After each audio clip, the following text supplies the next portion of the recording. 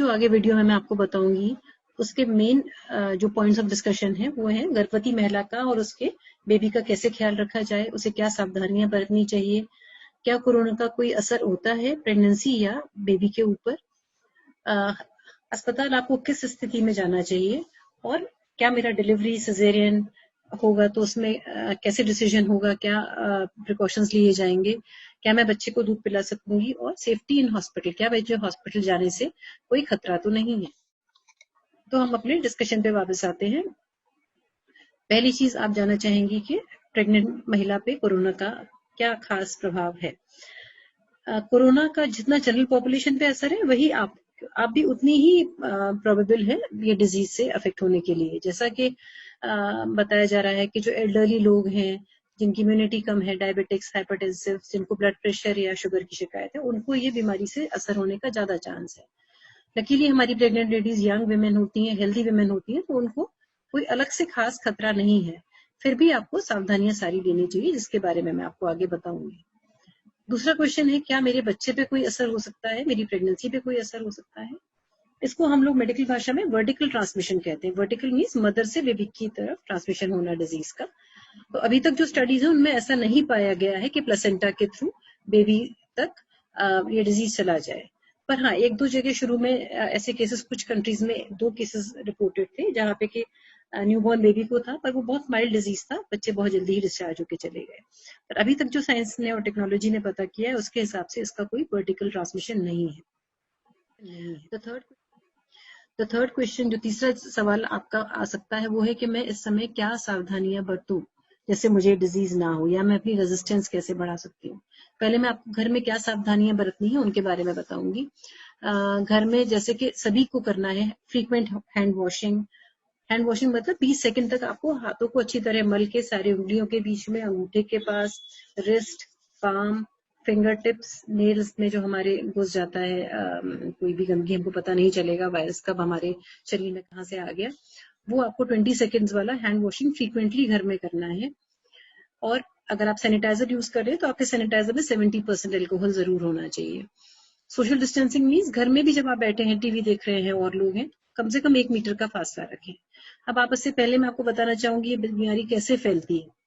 This is an airborne infection. Airborne means ये बीमारी खांसी में, छींक में, ये हम या हमारे बात करने में, क्योंकि रेस्पिरेटरी ट्रैक्ट में रहती है तो ये उसी से ड्रॉपलेट्स में आ सकता है। ये वायरस 0.1 माइक्रॉन्स होता है, जो कि वायरस के साइज के हिसाब से काफी बड़ा है। तो ये बहुत लंबा नहीं जा सकता, केवल ये 1 मीटर के बियॉन्ड नहीं जा सकता।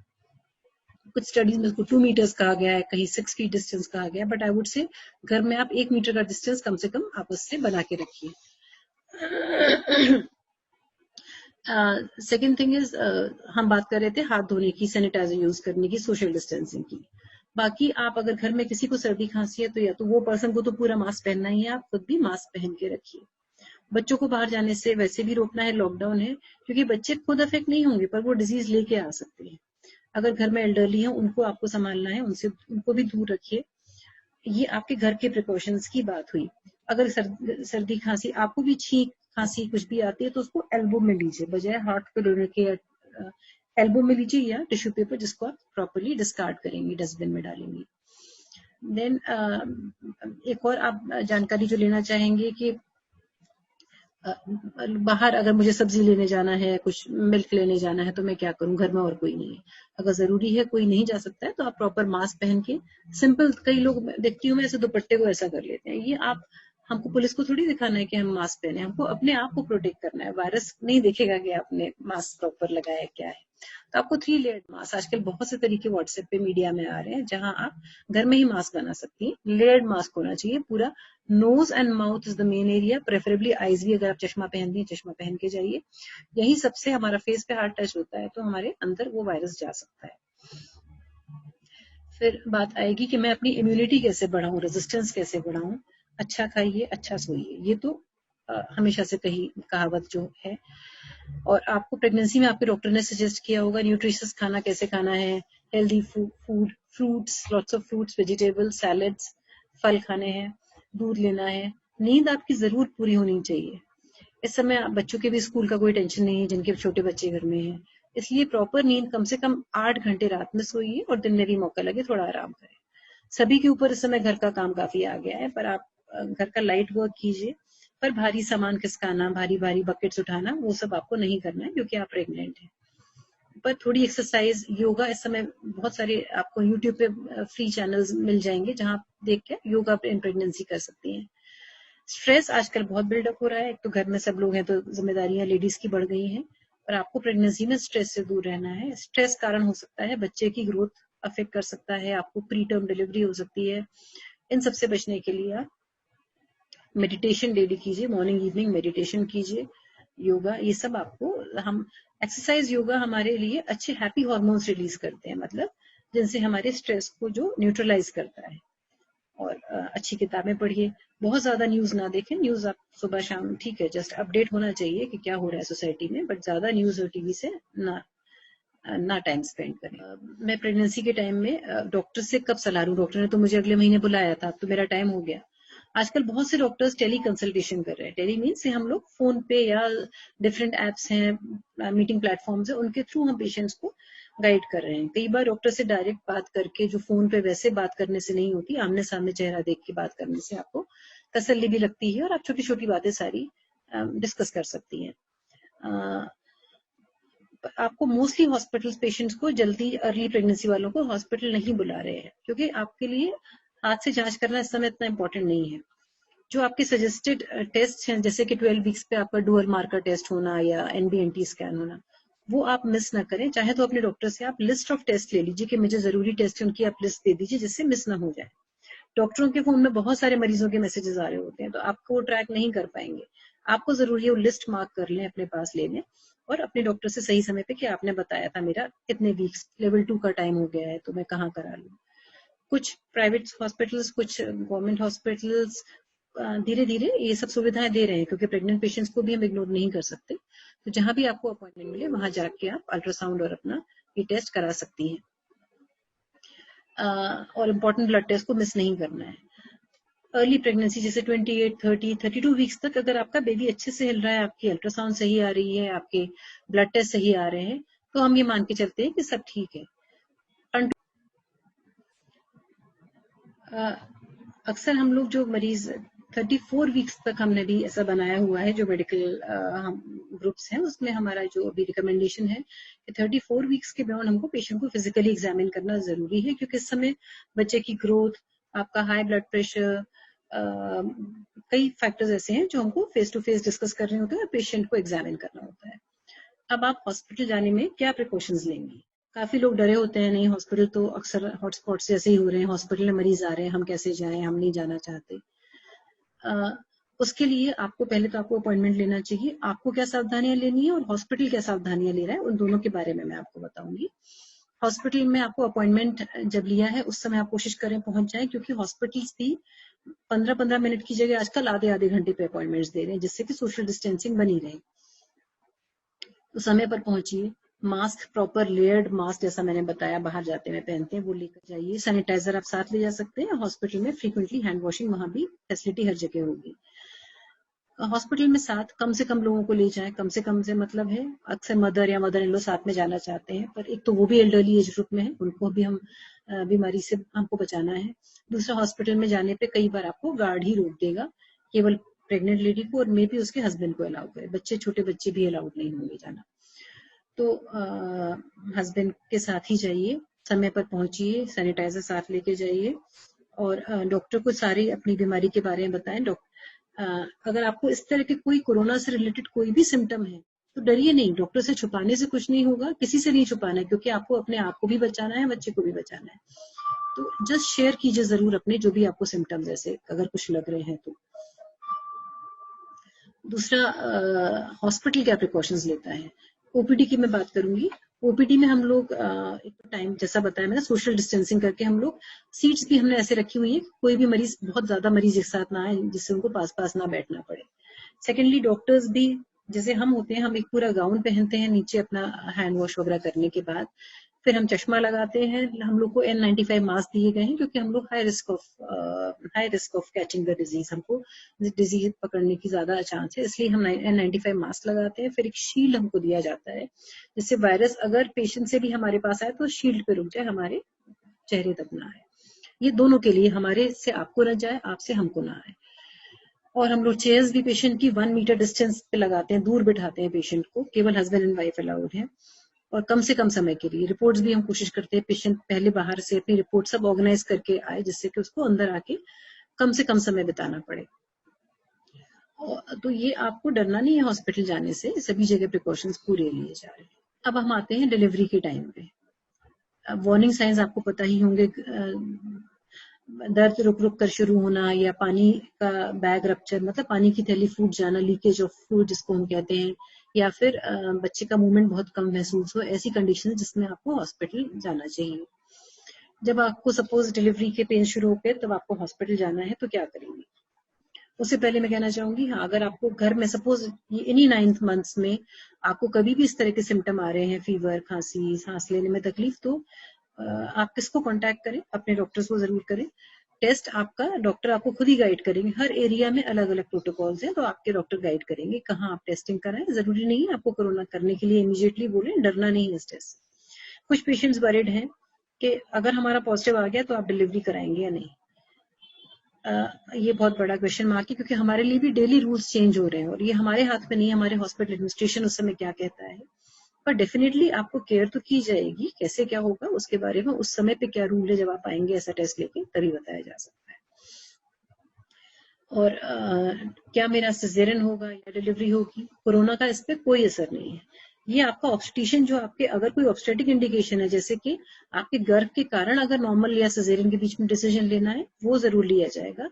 पर क्योंकि कोरोना है इसलिए सिजेरियन करना है, ऐसा कोई जरूरी नहीं है। बस एक रिकमेंडेशन जो जरूरी है, आपको भी ख्याल रखना है, इस समय हम डिफिकल्ट लेबर अलाउ नहीं कर रहे। डिफिकल्ट लेबर मीन्स लंबे समय तक दर्द आ रहे हैं पर बच्चा नीचे खिसक के नहीं आ रहा, या दर्द तो आ रहे हैं पर रास्ता नहीं खुल रहा। ठीक है, जस्टिफाइड होता है, जो कि सही, थोड़ा सा ट्रायल देना सही है। अगर आप स्मूथली प्रोग्रेस कर रहे हैं, आपकी नॉर्मल डिलीवरी ही होनी है, क्योंकि हम लोग भी हर तरह की सर्जरीज अवॉइड करें। हर सर्जरी में पेशेंट से लेकर सारे डॉक्टर स्टाफ सबको रिस्क है। पर अगर बहुत डिफिकल्ट लेबर है, उसके लिए आप भी इंसिस्ट न करें। अगर आपके डॉक्टर सलाह दे रहे हैं कि आप बहुत ट्राई कर लिया, नॉर्मल नहीं हो रहा है, तो आप उनकी बात को समझने के बाद, उनसे डिस्कशन के बाद एग्री कर लेना चाहिए आपको, क्योंकि डिफिकल्ट डिलीवरी इस समय हमको भी परमिटेड नहीं है। लेबर रूम में अगर आपका हॉस्पिटल प्रोटोकॉल अलाउ करता है लेबर रूम में साथ रहना, तो हस्बैंड जा सकते हैं मास्क पहन के, पर थ्रू आउट वो अंदर रहेंगे, अंदर बाहर उनको नहीं होना है। फिर तीसरी चीज आप लोगों के मन में आ रही है कि क्या मैं बच्चे को फीडिंग कराऊंगी, नहीं करवा पाऊंगी। अगर आप हेल्दी है, नेगेटिव है आपका टेस्ट, मोस्टली हॉस्पिटल्स आपका कोविड टेस्ट, ऑलमोस्ट 100% हॉस्पिटल्स मुझे कहना चाहिए, आपका टेस्ट भेजेंगे जब आप एडमिट होंगे। कई हॉस्पिटल्स पहले से ही, जब मरीज का लगता है कि अब इनका टाइम डिलीवरी का नजदीक आ रहा है, उससे पहले ही टेस्ट करा ले रहे हैं, या जाते ही आपका टेस्ट हो जाएगा, क्योंकि ये आपके लिए भी सेफ है। Not just for hospital protection, ये आपके लिए भी सेफ है। आपको पता है मैं पॉजिटिव नहीं हूं, तो मैं अपने बच्चे को अच्छे से देखभाल कर सकती हूँ। पर सपोज पॉजिटिव आता है, उसमें भी जो रिकमेंडेशन है उसके हिसाब से आप प्रॉपर हैंड सैनिटाइजेशन करके, मास्क लगा के बेबी को फीड भी करा सकते हैं। फीडिंग के क्योंकि फायदे इतने ज्यादा हैं, वो उस छोटी सी रिस्क से ज्यादा बढ़ के हैं, इसलिए अगर हम तराजू में तोले दोनों को, तो फीडिंग के कहीं ज्यादा बेनिफिट्स हैं, बजाय इसके कि वनस्पति इसके कि आप उसको बेबी को ट्रांसमिट ना कर दें इन्फेक्शन। अभी एक डर और होता है कि हॉस्पिटल से मुझे कोरोना तो नहीं हो जाएगा, हॉस्पिटल, उस हॉस्पिटल में तो सो एंड सो हॉस्पिटल में डिटेक्ट किया गया था एक मरीज, कुछ दिन पहले मैंने पेपर में पढ़ा था, अभी मैं जाऊं कि नहीं, क्या मैं हॉस्पिटल चेंज करूं, क्या मैं डॉक्टर चेंज करूं। इस तरह के क्वेश्चन बहुत से सभी डॉक्टर्स फेस कर रहे हैं। देखिए, ये पेंडेमिक है, ये कोई ऐसा नोएडा या चेन्नई या बॉम्बे का बीमारी नहीं है। ये बीमारी है पूरे वर्ल्ड में हो रही है, किसको कब लग जाए कोई नहीं जानता। सभी हॉस्पिटल अपनी सेफ्टी के लिए भी आपसे एक फॉर्म साइन करवा रहे हैं, इवन क्लिनिक साइन करवाते हैं कि ये डिजीज आपको हॉस्पिटल से भी हो सकता है आप हॉस्पिटल वालों को ये डिजीज दे जाए, तो इसलिए हम किसी को इसके लिए दोषी नहीं ठहरा सकते। हॉस्पिटल क्या प्रिकॉशंस लेगा, आपके टेस्ट भेजिएगा आपसे। एक तो नर्सिंग स्टाफ एंड डॉक्टर्स भी इस समय कम लोग एट अ टाइम होते हैं, ऐसा नहीं पूरा हॉस्पिटल डॉक्टर से भरा हुआ है, जिससे कि कम लोग एक्सपोज हो। सपोज मैं ऑब्स्टेटिशियन हूँ, मेरा कोई मरीज है, उसका टेस्ट नेगेटिव है, तो भी, या नहीं हुआ है, तो अगर रिजल्ट अवेटेड है तो भी हम लोग कोशिश करते हैं कि पेशेंट के पास एक ही नर्स रहे, जिससे कि अगर कुछ गॉड फॉरबिड कल को पॉजिटिव आए तो वही नर्स क्वारंटाइन हो, ऐसा ना हो पूरे फ्लोर की नर्सेस क्वारंटाइन हो जाए। डॉक्टर भी आपके पास जब तक आपकी रिपोर्ट नहीं आ जाएगी तब तक हम ऐसा मान के चलते हैं एज इफ के पेशेंट पॉजिटिव। तो हम पीपीई पहन के, पर्सनल प्रोटेक्शन प्रोटेक्टिव इक्विपमेंट कहलाता है, जो कि खास मटेरियल से बना होता है, प्लस अपने गियर्स, N95 मास्क सब लगा के, जो हमारे हमको शील्ड दी गई है वो लगा के ही आपके पास आएंगे। आपकी केयर में, ऑब्स्टेट्रिक केयर में कोई कमी नहीं आएगी, जो हम नॉर्मली आपको देखते हैं वही तरीके से देखेंगे। और जब आपकी रिपोर्ट आ जाती है तो हम आपको उसके बाद डिस्चार्ज कर देते हैं। तो इसलिए और सपोज कभी किसी का पॉजिटिव आ जाता है, जैसा कि आप डर रहे हैं हॉस्पिटल कैसे जाए, सपोज किसी हॉस्पिटल में XYZ पेशेंट का पॉजिटिव आया, तो हॉस्पिटल को खुद ही इतने लोगों को जवाब देना है, वो कहाँ तक छुपाएगा, वो क्यों छुपाएगा, आपको ये बात सोचनी है। तो इसलिए उस हॉस्पिटल के उस एरिया को पूरा सैनिटाइज किया जाता है, उस समय कुछ सारे मरीजों को वहां से हटा दिया जाता है। जो भी स्टाफ, सफाई वालों से लेके डॉक्टर तक, जो भी एक्सपोज हुआ था रिसेप्शन की डेस्क से जिसने उसका एडमिशन बनाया था, वहां से लेके नर्सिंग, हर किसी को क्वारंटाइन कर दिया जाता है। उनकी टेस्टिंग 5th डे पे, 14th डे पे जो भी रिकमेंडेशन आते जा रहे हैं उस हिसाब से होती है। इसमें हॉस्पिटल सफर करता है क्योंकि हमारे पास वर्किंग हैंड्स कम हो जाते हैं अगर हमारे आधे लोग क्वारंटाइन होंगे, बट स्टिल समाज की सेफ्टी के लिए प्रिकॉशंस लेने जरूरी है, और वो हर बड़ा हॉस्पिटल ले रहा है, छोटे नर्सिंग होम, हर डॉक्टर, कोई भी नहीं चाहेगा कि उनके हॉस्पिटल के थ्रू ये बीमारी फर्दर फैले। तो आप ये डरे नहीं, इवन डॉक्टर हॉस्पिटल चेंज करने से कुछ नहीं होगा, क्योंकि ये तो पेंडेमिक है, कहाँ तक आप किस किस को चेंज करेंगे ना। और बल्कि अच्छा है, आपको अगर मालूम है इस हॉस्पिटल में ऐसा हो चुका है, तो वहां तो आपको पता है सारे safety precautions in proper order हो चुके हैं, हमारे पास सबके पास गाइडलाइंस है, हमारे पास फ्लो चार्ट्स लगे हैं हर जगह कि इस स्थिति में क्या करना है। तो घबराए नहीं बिल्कुल, और अपना सेफ्टी का ख्याल रखें। तो अंत में मैं आपसे यही कहना चाहूंगी, ये बीमारी है, अच्छा समय नहीं है, सभी लोग शॉक्ड हैं और समझ नहीं पा रहे हैं। इवन गवर्नमेंट से लेके ब्यूरोक्रेट्स, डॉक्टर्स, पुलिस और समाज का बहुत बड़ा योगदान है इसको, सभी लोग लॉकडाउन को फॉलो कर रहे हैं मेजोरिटी। तो ऐसी अनहोनी चीजें होती हैं, और हम सभी ने आई थिंक लाइफ टाइम में फर्स्ट टाइम ये चीज देख रहे हैं। भगवान करे ऐसी चीज आगे कभी किसी को ना देखनी पड़े। बट अगर हम घर में हैं, आप अपने आप को सुरक्षित और भाग्यशाली समझिए कि आप अपने घर में फ्रीली इधर उधर मूव कर सकती हैं, आप उन क्वारंटाइन लोगों में से नहीं है। मुझे खुशी होनी चाहिए, आज मैं उस वेंटिलेटर पे नहीं हूँ जहां से मुझे वापस आने का तो ऑलमोस्ट चांस बहुत ही कम है। तो इसलिए जो भी है उस स्थिति का सामना करना ही है सबको मिलके, जो बन पड़ रहा है मेडिकल कम्युनिटी से अपनी सेफ्टी और आपकी सेफ्टी को ध्यान में रखते हुए वो सभी लोग कर रहे हैं। इस समय हम लोग कोई इलेक्टिव ऑपरेशन, यूट्रस रिमूवल, गर्भ के लिए इनफर्टिलिटी रिलेटेड सर्जरी कुछ नहीं कर रहे हैं, क्योंकि ये सभी कुछ रुक सकता है। इसमें भी हम टेलीमेडिसिन के द्वारा जो मरीजों को ब्लीडिंग हैवी हो रही है कुछ है, उन सबको हम लोग काउंसिल कर रहे हैं और उनको जो ट्रीटमेंट हो सकता है दे रहे हैं।